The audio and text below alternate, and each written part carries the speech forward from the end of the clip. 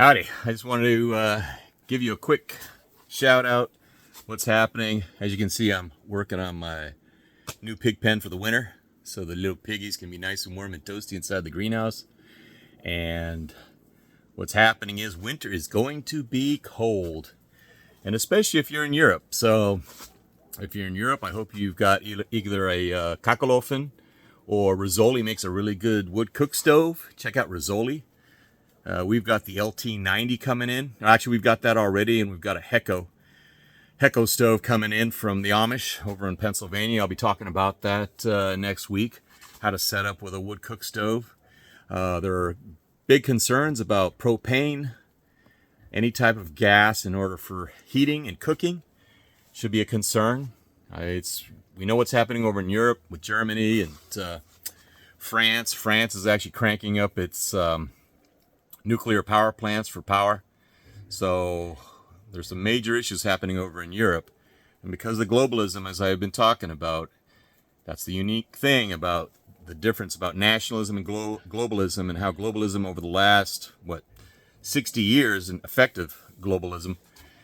And when it changed over to corporate globalism, it created a whole new scenario, which is that basically the citizens are going to be SOL in terms of getting supply, because supply issues, supply lines, either because of political attack, such as with the Russians against Europe, or just from normal supply issues and infrastructure in terms of getting supply from China. And China's having a major issue because they've been doing all these lockdowns over there, and that's led to problems with production and transportation. So, things to be aware of, things to be thinking about. Where are you getting your food from? Are you doing any home production? Are you doing any gardens? Are you doing any farming, ranching, small farming? You got sheep, you have chickens. Start small if you don't have anything big going on. Hunting, fishing, what do you have available in your area? These are going to be some major issues. There's going to be some major issues for fish and game in all these different states. Because as we're seeing with the government's not going to be able to pop in. People talk about FEMA, but think about if they got to call FEMA in, how bad has it really become? And there's another major issue, and that is there's an article that got signed, an executive order that got signed by President Biden, and you should really look into that. I'll have a link down at the bottom of this talk. And basically it states that they're pushing for digital currency. So when you have digital currency, that enables the central banks to have major control. And when you have that kind of control, you have what's happened in China, which is that if you are a politically, the way the Nazis used to talk about Jews, which is politically undesirable. If you're politically undesirable, they could turn off your bank account, and suddenly you go to buy some groceries and you can't pay for groceries because the government's turned off your digital currency. Something to think about. It was just signed a few days ago. How many people were talking about that? Why is the media not covering this? Why is it just being slipped under the cracks? Well, because the banks and the power elite who are running this don't want you to know about it. We'll be talking about other things, which is, if you want to control people, what's the best way to control people? Is it to rush them onto trains and send them to the camps?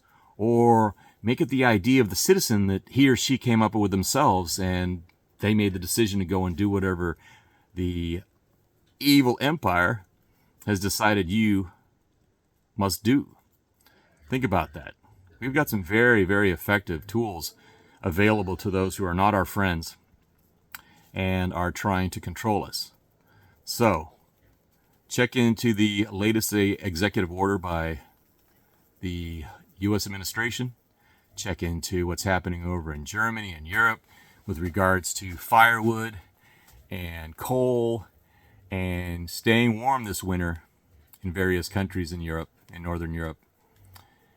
And I will get back to you tomorrow I'm going to be doing a talk. It's not clear exactly what topic I'll be going into, but it's very interesting that why are they getting us all prepared to eat bugs and make cannibalism okay again? I'm reading this book. You should check it out. It's called Fat of the Land. It's by I think he's Norwegian, and it came out in 1960, 1959, and it basically talks about the experiences of this anthropologist who had lived with the Eskimos up in Hudson Bay, northern part of Hudson Bay, as I recall, and a diet. And also he goes into talking about what was happening over in the South Pacific, and especially in Australia, where when the missionaries from England, the Western missionaries came to Australia in the early days, how they were appalled at how the Aborigines would dig up their relatives and they would eat them. And they made the choice based on how fat that relative was. For instance, the fatter that relative was, the more attractive it was to the rest of the tribe to go and dig up that relative and eat him or her, because of the nutritious value of fat, which is actually why the title of Fat of the Land is actually a apropos title for this book. But it talks about our diet and how our diet has been modified. And if you studied into, I've talked about it before, about Alan Keyes, and how Alan Keyes basically has led to the obesity in this country and the weakness of this country and around the world, but especially in the United States, because we're consumers, and the consumer economy that's been created over the last 60, 70 years has been very effective in leading us to what we eat, and what we eat is not necessarily good for us and has led to a number of issues that kind of like is the self-licking ice cream cone. You know, you make someone sick, but then you have the medicine to sell them, which is, wow, that's what you truly call a self-licking ice cream cone. But anyway, I will talk to you on the flip side, and I'll get back to finishing off this winter pen. This is going to be the sleeping area. It'll have a bunch of straw bale and straw, and then on top it'll be a plywood insulation layer that will have straw on top of that, and these piggies will be nice and warm and toasty through the winter. And this is going to be a cold winter. Let me tell you, this winter in Alaska is going to be a cold one this year. I mean, we can tell already. So I wish you well, and I'll talk to you tomorrow.